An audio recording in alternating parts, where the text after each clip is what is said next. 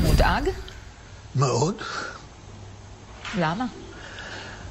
תראי, מבחינתי זה כמעט סוף העולם. זה סוף המדינה כמו שאני הכרתי אותה.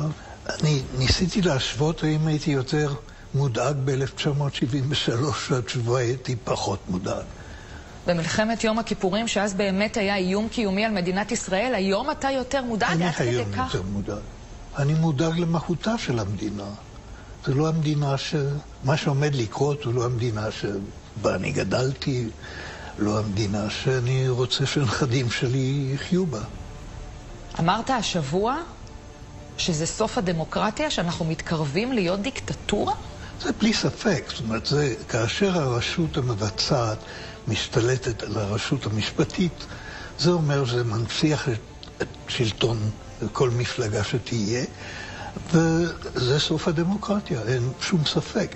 ישראל פה מצטרפת להונגריה, פולניה וטורקיה, מועדון מאוד מכובד של דיקטטורות שמתחזות לדמוקרטיות. התהליך מתחיל בעצם בחיסול המערכת המשפטית כמערכת בלתי תלויה, והוא ממשיך עם העיתונות, והוא ממשיך עם חופש הפרט, וזה הכיוון. אנחנו רואים את זה בטוח.